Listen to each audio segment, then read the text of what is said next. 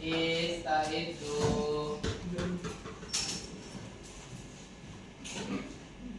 Doaan.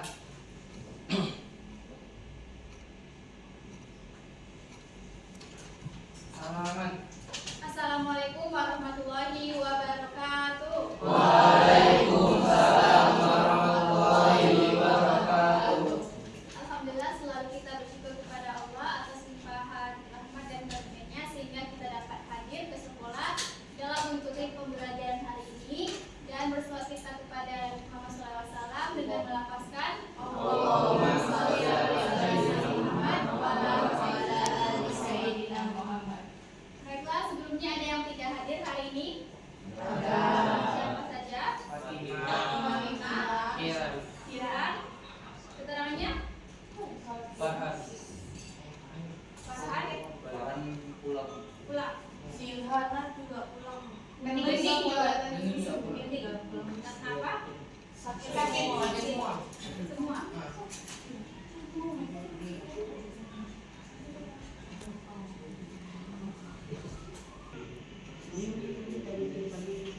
Oke, sebelumnya bagaimana kabarnya hari ini? Baik.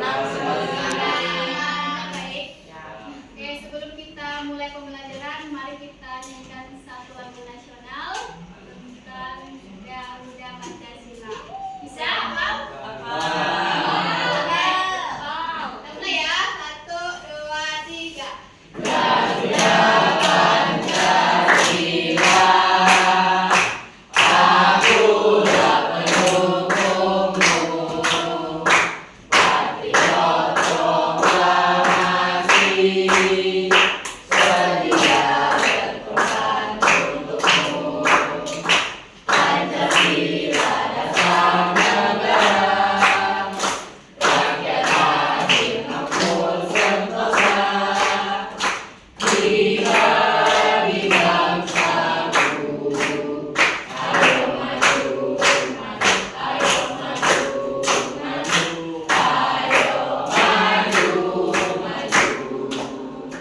Oke, tepuk tangan.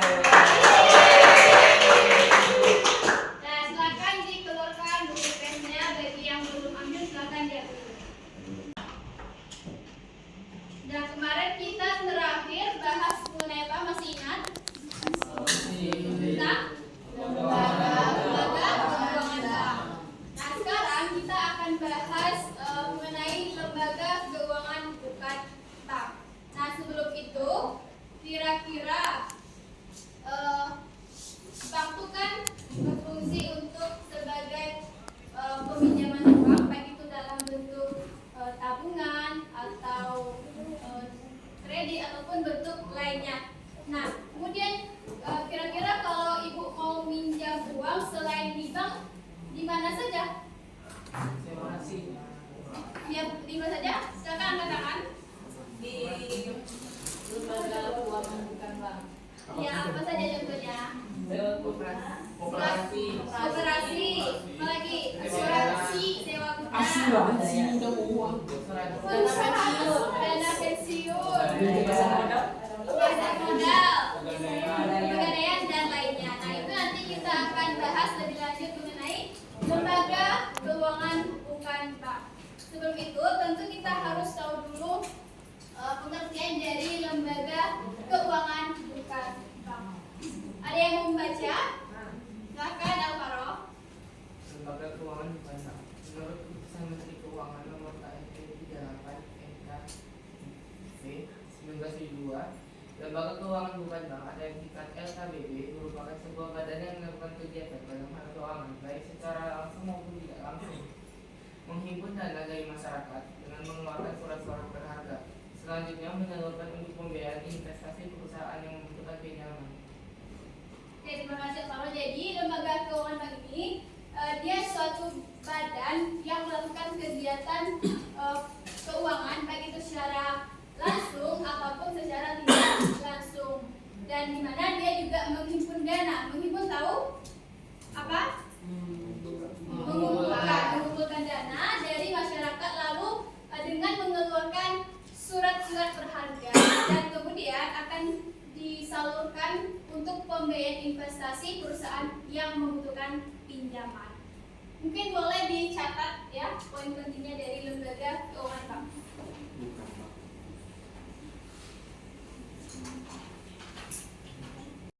Lembaga keuangan bukan bank apa?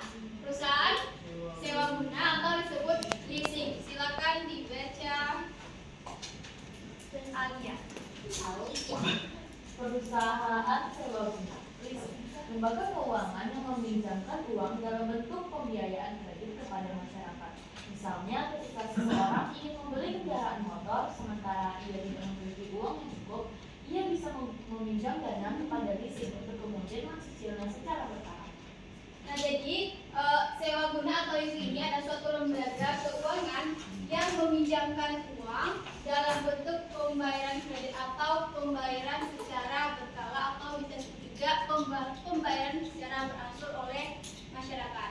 Nah, misalnya di sini contohnya ada seorang yang ingin membeli kendaraan bermotor, namun dia tidak memiliki uang yang cukup dalam membeli motor yang tersebut. Lalu bagaimana dia bisa mendapatkan uang atau dana yang cukup? Maka dia meminjam kepada leasing.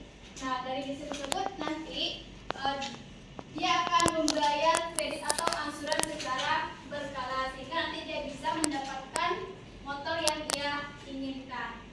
Paham? Ada yang bisa memberikan contoh lain selain yang ada di depan terkait leasing?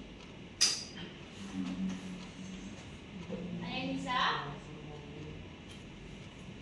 Ya, silakan angkat tangan dan sampaikan contohnya seperti apa. Mobil bisa. Bisa. Bu, Ya, silakan Caca. kalau semisalnya membayar SPP sekolah anak termasuk Pembayaran SPP dia ini terkait peminjaman uang, atau mungkin bisa kayak ibu, misalkan ibu minjam uang ke leasing untuk membiayai SPP dari adik ibu misalkan. Nah, jadi karena ibu nggak punya cukup uang, maka ibu bisa pinjam ke leasing ini. Nanti pembayarannya dilakukan secara kredit atau berangsur. Itu bisa masuk ke contoh leasing. Paham? Ada yang bisa berikan contoh lain? Tahu. Silakan Kati. Contohnya ada seorang pria ingin punya mobil untuk kerja sebagai Grab. Ya, lalu? Lalu dia pergi ke leasing 25 itu, terus dia membayar secara cicilan langsung. Secara cicilan. Oke. Dan mobilnya jadi milik. Oke, terima kasih. Tapi jadi sebenarnya leasing ini tidak hanya peminjaman dalam bentuk uang saja, tapi juga bisa dalam bentuk barang. Baik itu seperti kendaraan yang disampaikan oleh saksi tadi ataupun barang-barang lainnya. Paham?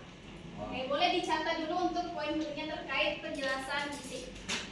Oke, jadi cukup sekian dulu pertemuan kita hari ini. Untuk materi selanjutnya akan disampaikan di pertemuan berikutnya. Mungkin itu saja yang dapat disampaikan. Ditutup. Wassalamualaikum warahmatullahi wabarakatuh.